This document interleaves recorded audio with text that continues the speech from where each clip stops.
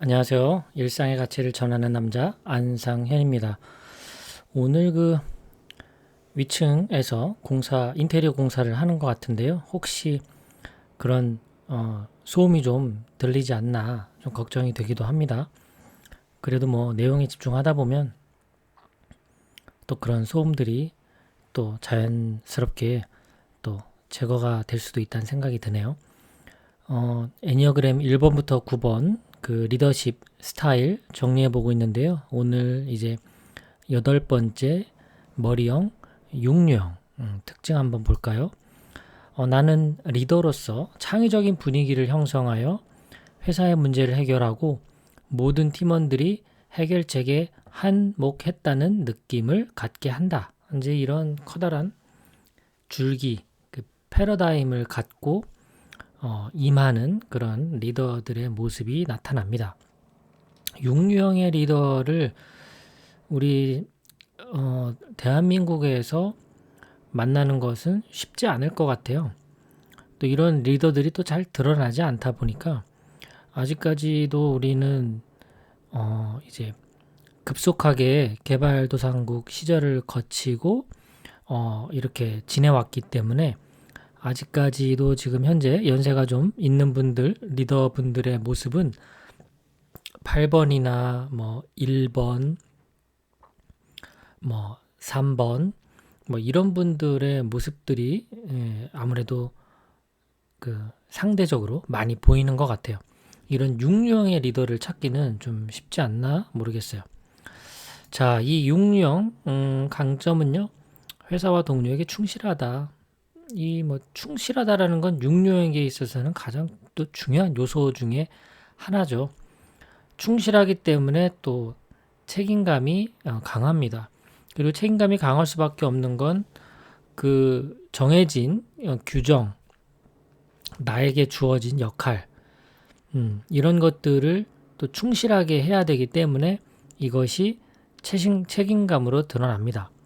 제가 아는 분 중에도 보면 가정에서의 이제 역할이 있잖아요. 남편으로서의 육령을 보면 굉장히 열심히 사세요.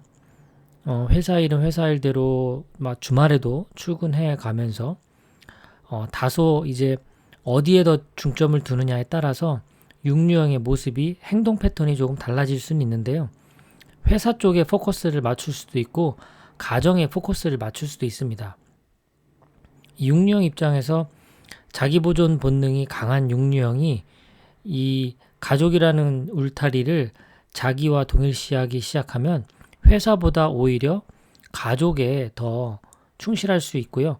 반대로 회사를 자기에게 동일시 해버리게 되면 아주 일중독자가 돼서 가정을 소홀히 할 수도 있습니다. 책임감 강하고 또 실무에 강하다. 이것도 이 극과 극으로 나뉠 수도 있어요. 실무에 강한 사람이 있을 수도 있고 반대로 이게 강점이니까 그런데요. 단점으로 비춰질 경우에는 실무보다는 오히려 이론에 더 강할 수도 있겠죠. 협동심이 뛰어나다. 혼자 이렇게 도드라지는 걸 좋아하지 않기 때문에 구유형과 마찬가지로 무대에 서고 전면에 나서고 이렇게 하는 것보다는 살짝 옆으로 빠지는 어떻게 보면 육유형은 약간 옆으로 빠져서 함께하는 느낌이고요. 구유형은 뒤로 빠져서 서포트하는 느낌이에요. 그리고 전략적이죠. 육유형. 강점입니다. 이게 전략적이라는 건. 그리고 문제를 예측하고 대비하는 이게 아주 굉장히 뛰어난 이 회사에서 문제를 예측하고 위험을 리스크 매니지먼트라고 하죠. 이런 것들을 탁월하게 하는 유형 중에 하나가 육유형이라고 볼 수가 있겠죠. 이순신 장군에 대해서 여러 의견이 있는데 육유형이라고 보는 그런 측면에서는 바로 이런 문제를 예측하고 대비하는 면이 매우 탁월하다라는 점에서 이순신 장군의 성향을 육류형의 성향이 아니겠느냐 이렇게 짐작하기도 합니다. 이런 여러 가지들이 합쳐졌을 때 육류형 입장에서는 그런 어떤 리더로서 아주 뛰어난 점들을 많이 발휘하게 됩니다. 근데 이제 이런 것들이 또 실패 요인이 되기도 하죠. 집착했을 때 나타나면 실패 요인이 되고요. 이런 자신의 능력을 잘 활용해서 개인의 목표와 공동체의 목표를 잘 균형 있게 맞춰 나갈 경우에는 아주 뛰어난 강점으로 나타납니다. 실패 요인이 될 수 있는 건요, 경계심이 많죠. 이것이 또 장점일 수도 있어요. 사실 이 경계심이 많다라는 건 조심스럽다라는 거고, 조심스럽다라는 건 신중하다는 뜻이거든요. 섣불리 뛰어들지 않기 때문에 그로 인해서 섣불리 뛰어들어서 발생할 수 있는 문제들을 많이 방어할 수 있는 장점이 있죠. 아무래도 도전하는 것보다는 이렇게 지키는 쪽이죠. 보수의 성향이 아무래도 더 많이 나타날 가능성이 많죠. 잔걱정이 많은 이것이 이제 이 걱정을 가지고 행동으로 옮기면 참 괜찮은데 이 걱정이 걱정으로만 남았을 때에는 이제 늘 근심하고 걱정하는 모드가 되기 때문에 이것이 이제 실패 요인이 됩니다.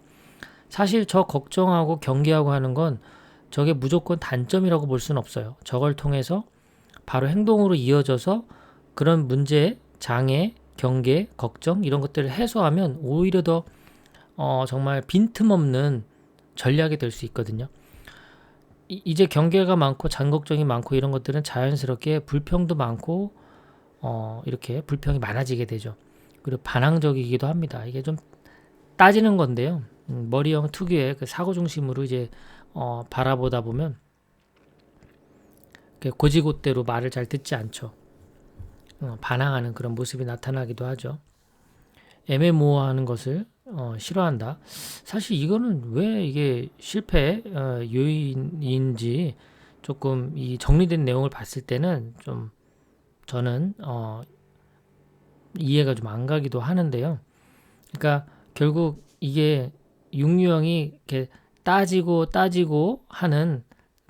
들어가는 면이 있는데 이런 것들을 너무 집착하게 됐을 때 나타나게 되면 정확하게 자꾸 이렇게 확인하려고 하는 그런 것들 때문에 실패 요인이 되지 않나 그런 생각도 들어요. 그리고 요 5번째가 아주 대표적인 실패 요인이 될 수도 있어요. 정말 분석하고 뭐 준비하고 대비하고 생각만 잔뜩 하고 정작 행동을 하지 않는, 못하는 이런 상황들이 많아지는 것. 그러니까 생각만 하다 끝나는 거죠. 그러니까 안 되는 이유를 찾는 것은 정말 탁월하게 잘하는데 이것이 될 수밖에 없고 잘 됐을 때의 그런 어떤 비전을 그리는 것은 매우 약하죠. 이게 이제 반대로 이제 다음 시간에 할 진류형하고 이게 정말 반대되는 그 성향이라고 볼 수 있는데요. 분석하고 행동을 못하고 어떤 비전 제시를 못하는 이런 반면 진류형은 정말 밑도 끝도 없는 긍정적인 생각으로 정말 그림 그리는 거에 있어서는 탁월합니다. 뭐 이렇게 되면 중국으로 진출해서 지점을 만들어서 거기서 매출을 올려서 또 다시 그 성공 사례를 바탕으로 뭐 베트남을 가서 거기에 또 지점을 만들어서 막 이렇게 정말 그 비저너리 리더죠. 아주 비전을 잘 그리고 제시하는, 그래서 그 희망을 갖고 구성원들이 따라가게 하는 건 참 진류형이 잘하는데 육류형은 그런 그림 그리는 데에는 좀 부족함이 많다라고 볼 수가 있죠. 그리고 자기 방어에 급급한, 그러니까 실패한 이유가 본인 때문이다라고 인정하는 것이 아마 굉장히 힘든 유형 중에 하나일 겁니다. 뭔가가 안 풀리고 잘 안 됐을 때 그 모든 원인들을 남 탓과 상황 탓으로 이렇게 합리화하는 데에도 또 그런 경향이 자주 나타날 수도 있는 것이 육류형의 그런 실패할 수 있는 요인 중에 하나다라고 볼 수가 있습니다. 개발 방안인데요. 권위에 대한 신뢰, 사실 이 신뢰는 육류형이 많이 갖고는 있는데 그 권위자에 대해서 쉽게 신뢰하지 않는 그런 측면 때문이겠죠. 권위라는 건 다양하게 쓰일 수 있습니다. 부모가 될 수도 있고, 스승이나 선배가 될 수도 있고, 대표가 될 수도 있고, 팀장이 될 수도 있고요. 또 어떤 논문이나 특허 이런 것처럼 그 이론적인 백그라운드 이런 것도 될 수가 있고요. 사실 이런 권위에 대한 신뢰를 갖는 것보다 더 중요한 건 자기 신뢰일 거예요. 육류형 입장에서는 그런 권위를 믿고 하는 것도 중요하죠.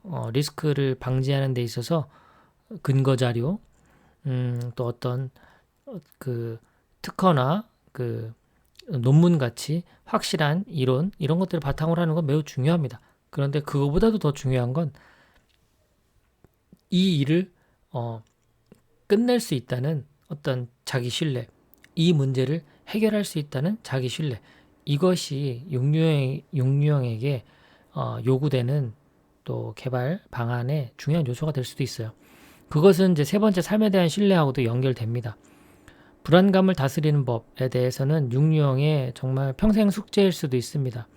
늘 뭔가 걱정스럽고 불안해 보이는 그런 세상, 이 세상을 바라보는 그 육류형의 관점을 이해하는 것, 이것이 애니어그램이 주는 또 육류형에게는 커다란 선물일 수도 있습니다.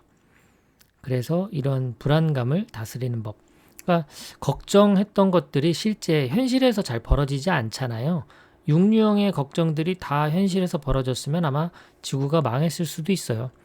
그런 것들을 복귀하면서 내가 과거 1년 전에 내가 불안해했던 것들이 과연 1년 뒤에 어떻게 현실로 드러났는지를 한번 확인해 보면서 나의 그런 불안과 걱정이 현실에서 반영되는 건 아니구나라는 그런 믿음이 좀 생기면 도움이 될 것 같아요.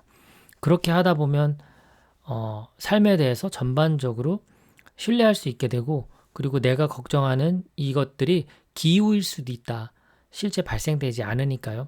이제 그런 것들 어떤 믿음이 형성되게 되면 조금 더 일상을 탈피해서 도전도 할 수 있고, 그런 어떤 새로운 것을 받아들이는 데 있어서 좀 더 포용적인 그런 사람이 될 수도 있겠죠. 이게 비단 오늘 이야기한 것이 리더에게만 해당되는 건 아니죠.